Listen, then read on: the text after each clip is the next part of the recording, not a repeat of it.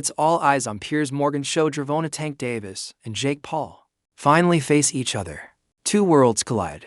Jake admits Tank is the most dangerous fighter he's ever stepped in front of a massive leap from anyone he's faced.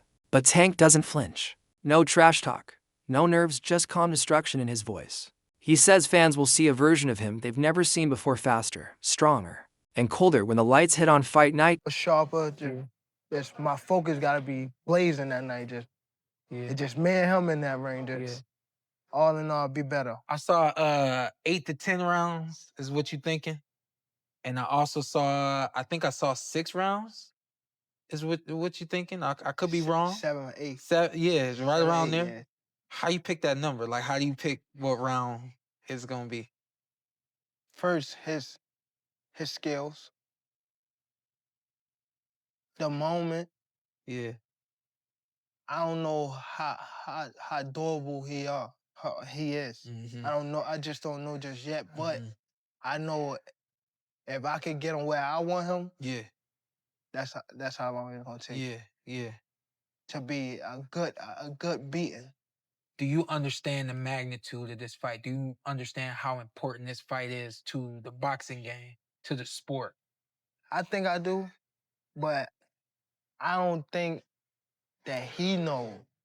I've been in big fights, but it wasn't nothing like this. Yeah. Jake Paul fires back, saying that when the bell rings on November 15th, everyone will finally see the truth. No more talk, no more predictions, just chaos and consequences. Jake promises that his fist will do the talking and that his performance will end all debate. He reminds Piers that boxing today isn't just about belts or rankings, it's about the story, the fame, and who can make the world stop and watch. Says he's going to knock you out in the 9th round. Yeah, man. You know, he's a dumbass. And so it's going to be apparent on Saturday when he's the one that gets knocked out. I mean, genuinely, fighters always say this. There's the back and forth. But Piers, I'm being so honest, man, this guy is easy work. Rising star Emiliano Vargas says Jake Paul cracked the code before anyone else. While others fought for medals, Jake fought for millions of followers, and it worked. He turned social media into a boxing ring, built hype like a pro, and made himself a global name without needing an Olympic past.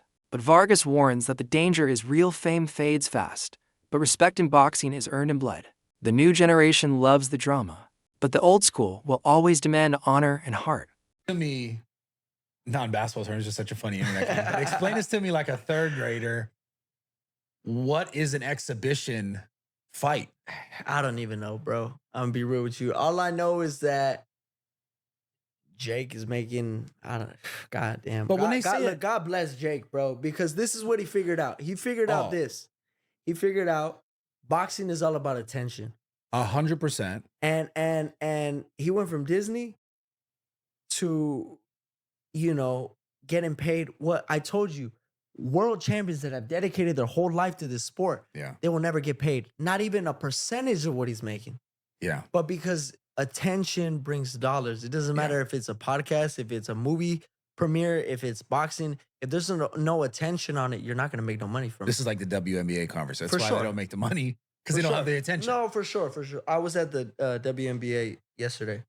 That shit was lit, bro. It was lit? I was chopping it up with Floyd was there. It was Like, good? people, they won by like, I think 1 or 2 points. But I was standing up and I was jumping, and, you know, it's the finals though. Yeah. It's the finals. So, all that aside, I just feel like Gervonta could crack though, bro. Oh, of Gervonta course. could crack. I mean, So this is what I want He's sparred light heavyweights and heavyweights before. Like, this ain't nothing new. Even taller guys. For sure. Yeah, so what I really want to ask you in regards to that fight is, like, obviously someone like Gervonta is not, in his mind, he's not going to go out there and look stupid, no matter how it goes. Right. No, he's not. But that's what when I see it's an He's not. exhibition fight, I'm like, what does that mean? And you can still get knocked out. You know, I feel like that means there's not going to be no winner. No effect on the record. Yeah, that's exactly what it means. But you could get knocked out. So you don't think, because, like, you know, the beef now is like, this shit's the WWE. That's what people say about boxing. I mean, like, you're completely right about Jake and what he's done. It's insane. Yeah. But he'll get the WWE. Oh, this is just like, what is this? Do you see it that way? God bless him, bro. God bless. Hey, call my fights WWE fights, whatever you want to call it. If I'm getting paid 80, $100 million, I mean, come on, bro. And look, the thing is, every single person that is commenting that, if they brought $100 million check in front of you, Oh, I'm fighting. Boxing analyst Gareth calls it a fight that would have sounded insane years ago. A world champion versus a YouTuber. But here we are. He says Jake Paul mastered the art of turning chaos into currency. Every controversy, every headline, every stare down fuels his empire. Gareth calls this fight a modern spectacle, a clash between tradition and transformation.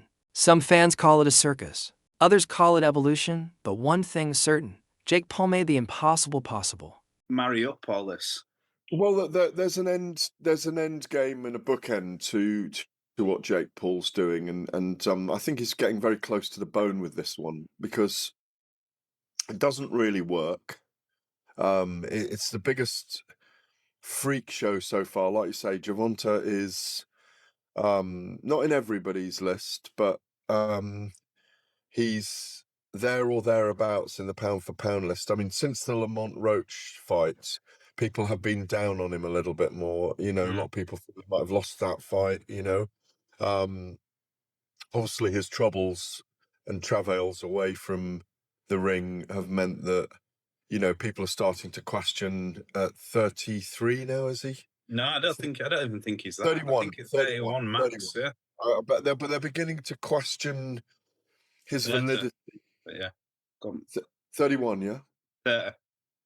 30. Okay. Yeah. They're beginning to question, or I say we all are, but people are in general beginning to, pundits and some fans are beginning to question his validity in that top 10 pound for pound list. I think he belongs there myself, or just outside it. Certainly in the top 15, no question.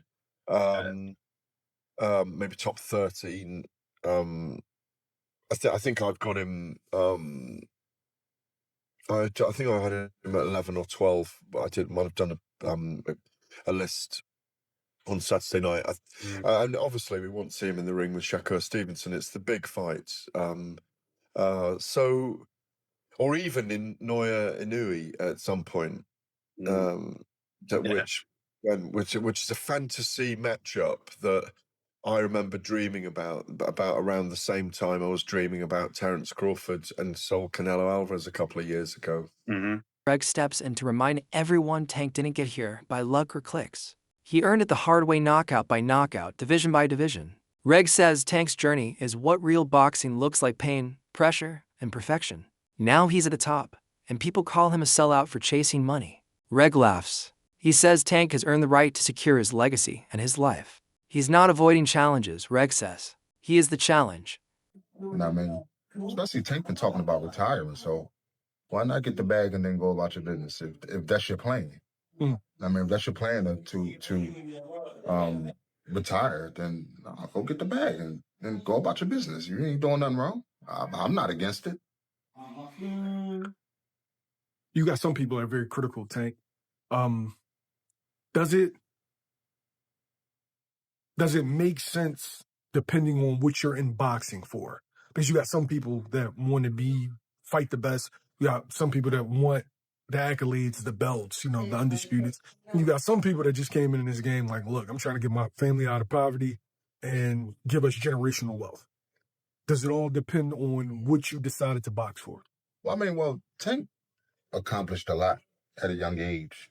You know what I mean? He accomplished a lot at a young age, so I wouldn't be mad if he took the bag and went about his business and never fought again.